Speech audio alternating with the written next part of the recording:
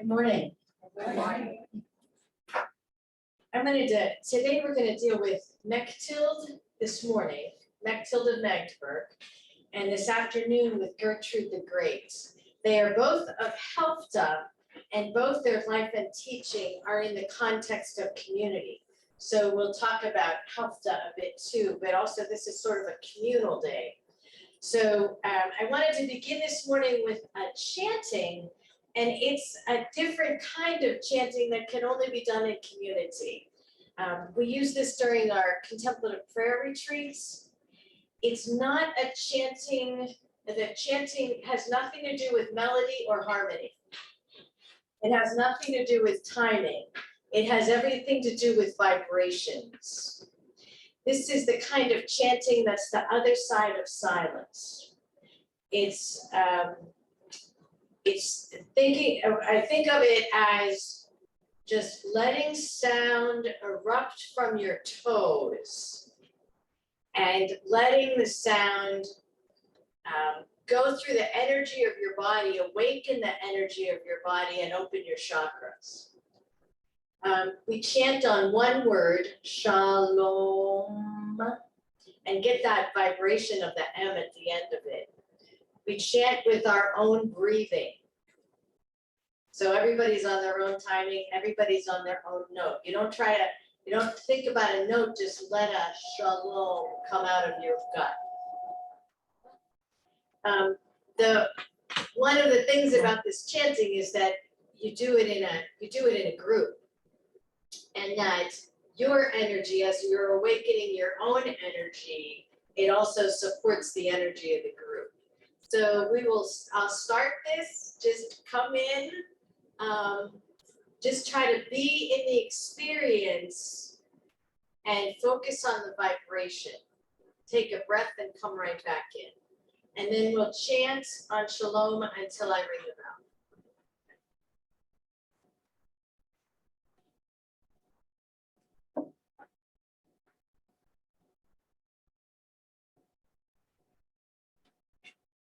Shalom.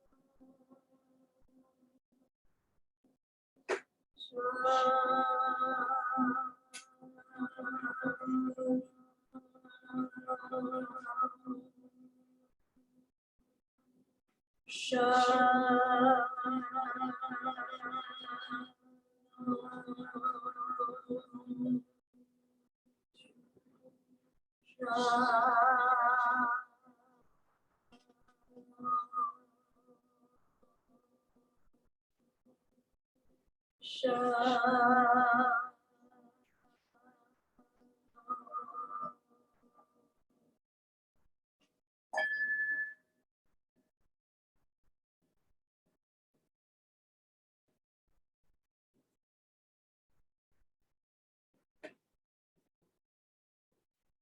Peace this day.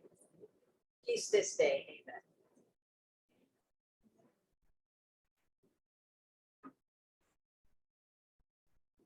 Thank you for jumping in and trying that. So this morning we're dealing with Mechtild and writing as a prayer form. We'll get to the writing prompts. You're going to take those with you, but I wanted you to have them.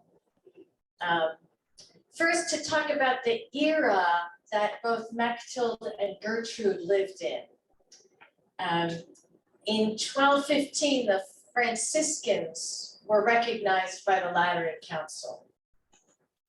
In 1216, the Dominicans were founded for poverty, preaching, dispossession. So this is the time of the mendicant orders. They're responding to the poverty of the time and the corruption in church and society. They're forming a more radical gospel life. They were looking back to the early church and trying to recreate the early Christian communities with holding all in common. The Beguines were part of that larger spiritual revival in the 13th century. So they stressed the imitation of Christ's life through voluntary poverty, care of the poor and the sick, and religious devotion. Beguines took no vows and were economically independent. They supported themselves through manual labor and by teaching children. They lived very simply. They cared for the poor and gave alms. Many of them lived alone on the margins of town. Some of them lived in small group. They would always gather for common prayer at the beginning and the end of the day. So the Beguines in a certain area would gather together for prayer. They lived alone, they lived alone or in small groups. There was not a central authority, but each beguinage would decide how they would live their lives together. There got to be some very much larger beguinages, especially in Belgium.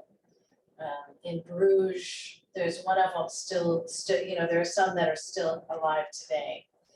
Dominicans were the spiritual directors of the Beguines. So these movements of the wanting to live this radical gospel life were nurturing and nourishing each other. By the 16th century, most of the Beguine communities were suppressed.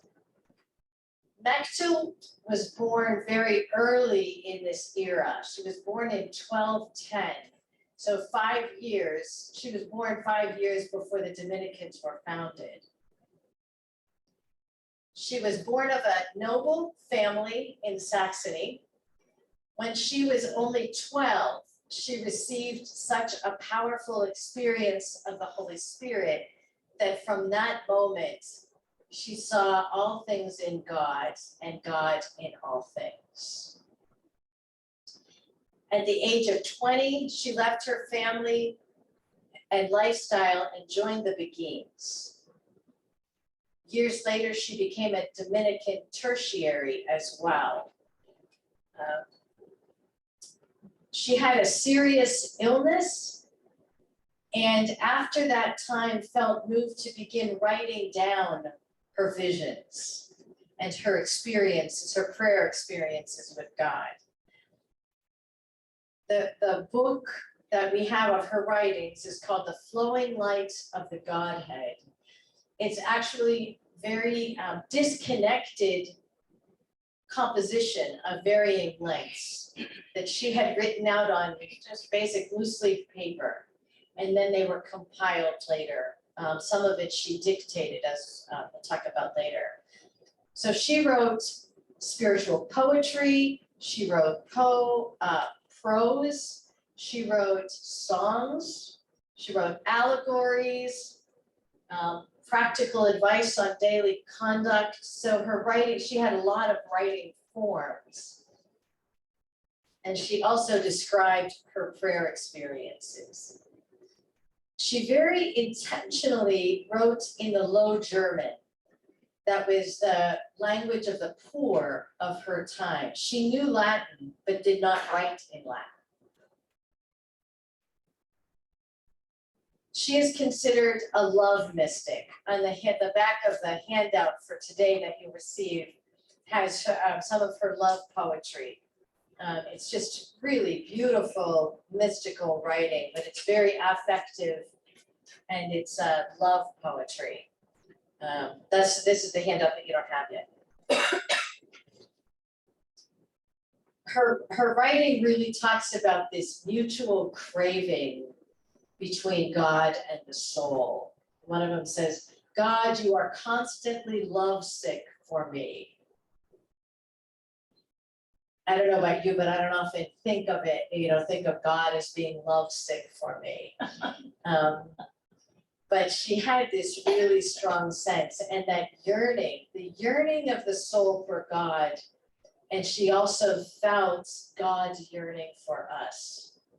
She was also very strong on the fire of the Spirit.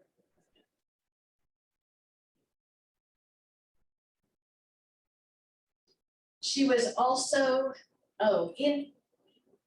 in her day, there was a writing form that was the love literature.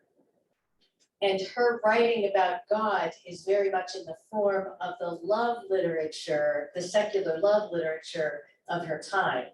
So it would have been a form that people recognized, sort of a romance novel, but this is about God, basically. She was a very outspoken critic of the corrupt clergy and religious life. And she was an outspoken critic before and after the Beguines were suppressed in Magdeburg. So there was a synod in 1261 when she was 51 years old.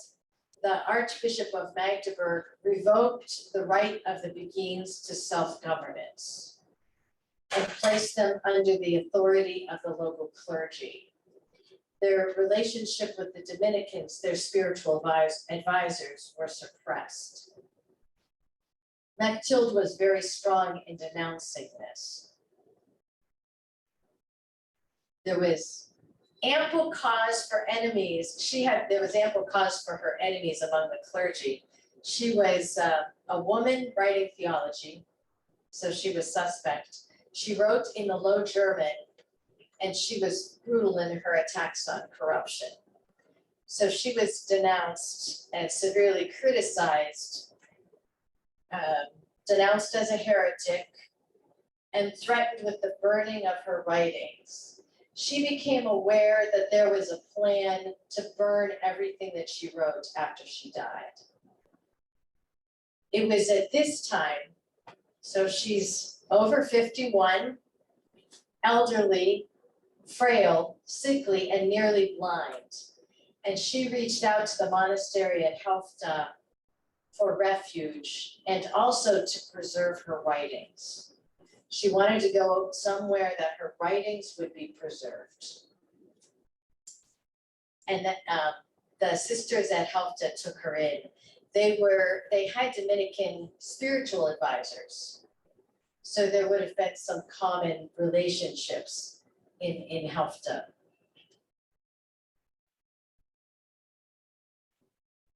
So when Mechtild entered Helfta, Gertrude of Hackborn was the abbess,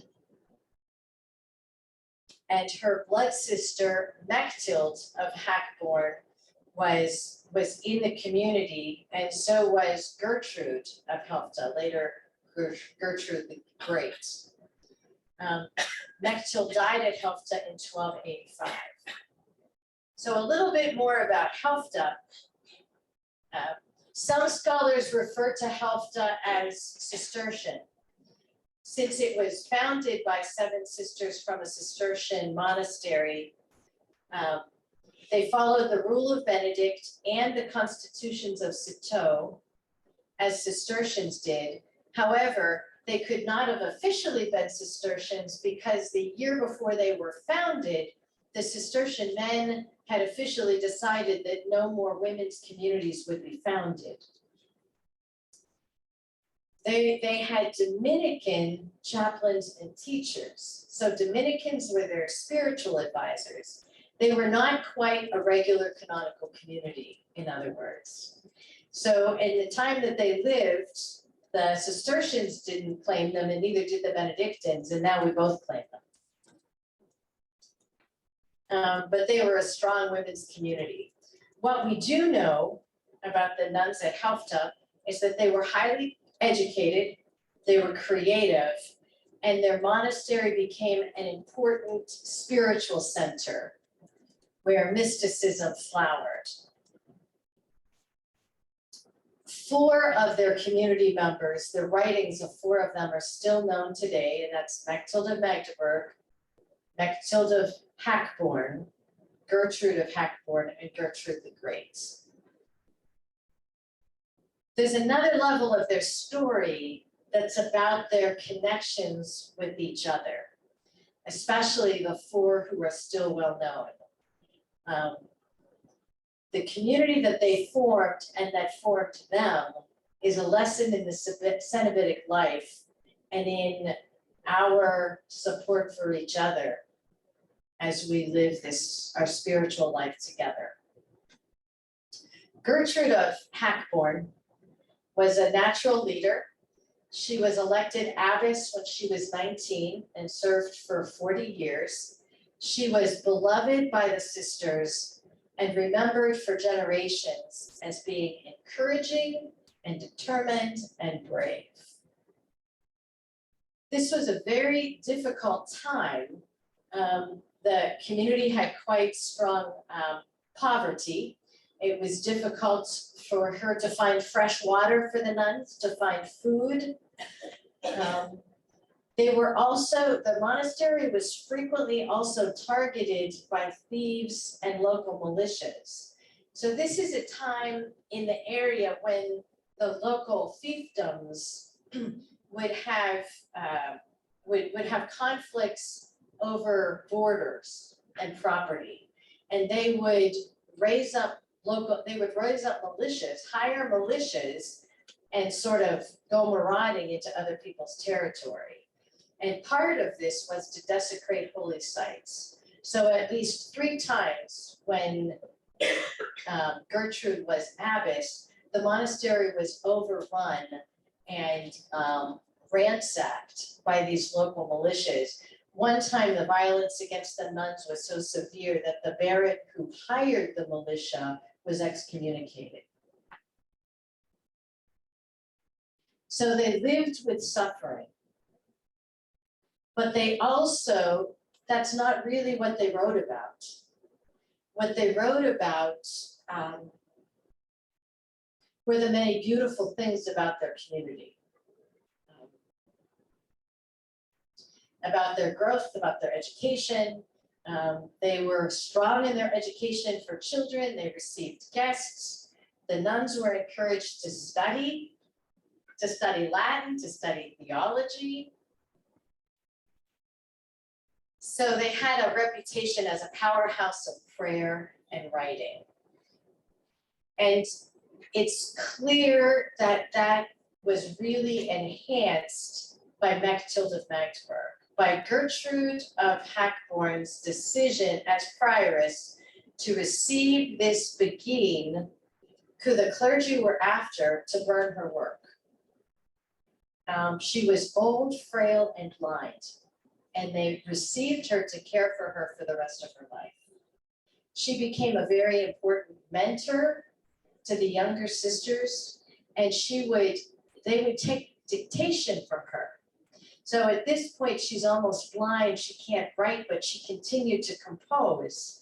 So Mechtild of Hackborn and Gertrude the Great were 2 of the ones that would take her dictation. And as they're taking her dictation, they're having conversations about the spiritual life because she's talking about her experience. Mechtild prayed before her death that the sisters would be blessed spiritually after her death. And there was a flowering after her death, that the sisters were blessed, especially Gertrude, who we'll hear more about this afternoon. Just to talk a little bit about Mechtild of Magedburg, she was the blood sister of the abbess, really was raised in the monastery. She was known primarily as a beautiful singer. And it was only when she was in her 50s that she started to share about her own prayer and mystical experiences. Even her sister, the abbess, was not aware of the experiences that she'd been having. But it's interesting, she often saw Christ moving about among the sisters, especially during tense chapter meetings. Wouldn't that be great to see? Jesus gave her revelations about how she was to pray. Jesus called her his nightingale. And she also had a vision where she saw Mechtild of Magedburg after Mechtild's death, dancing and singing before the throne of God. They would sometimes in their writings, as they would do in their journaling, sometimes they would be complaining about each other, why is that one so favored by God? I don't really see it. So they were human. They were human and they were honest and they were intent about the spiritual life and they were supporting and encouraging each other in this. Mechtild was really pretty shy and private, but when she started deciding to share some of her visions, it was a point where the younger sisters were writing down her work, just as she had written down Mechtild of Magedburg's. So all four of these women were giants spiritually and in their writing, and we know their names. But there were also the sisters in the community whose names we don't know, who were part of this story as well. They were in this together. They were in this with the guests who came to them and with the children that they taught. They lived together, they grappled together over important decisions, they got through hardships together, they ministered together, they died in each other's care. And they ensured that their legacies would be passed on to others.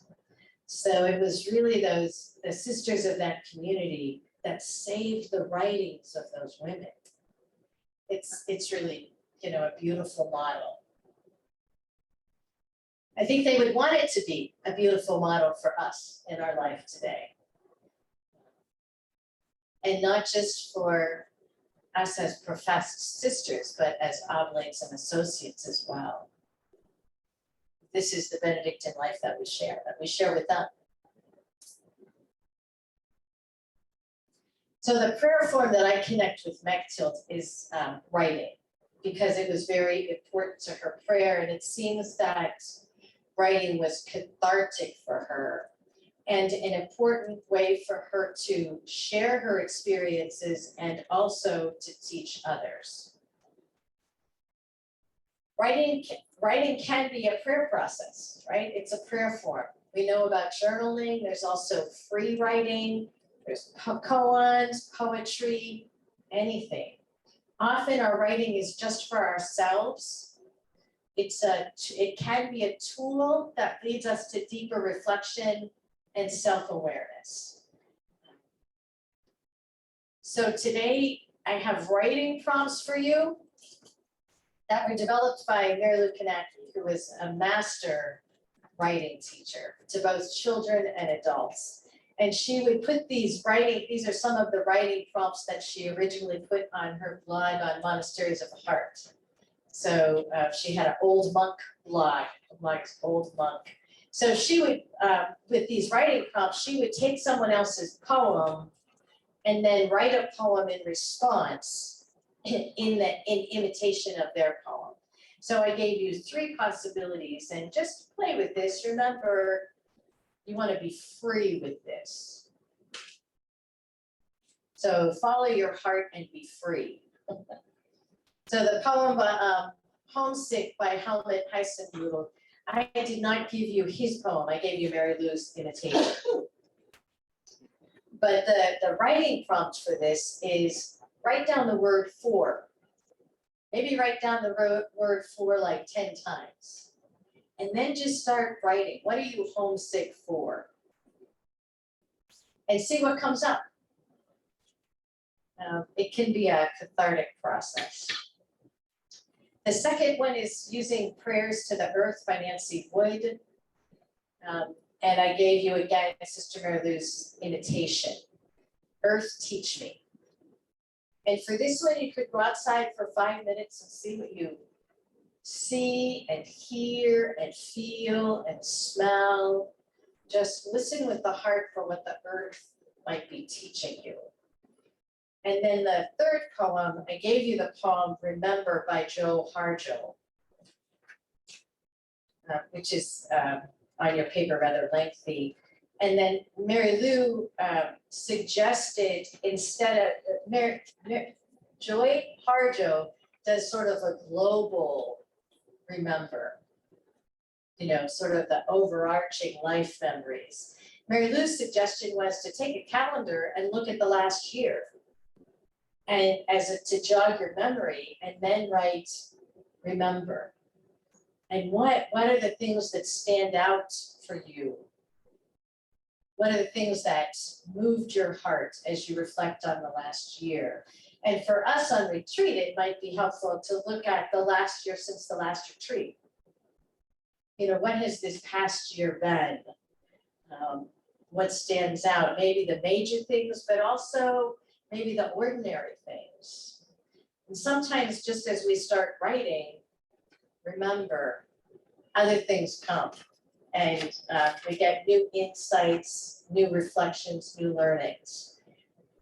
So use this if it's helpful. And the other thing to look at is Mechtild's poetry. So I'll give you another handout that has the information about Mechtild, but also her poetry. And you might be called to reflect on, to write a poem in response to Mechtild. So stay in your retreat, follow your heart, be free.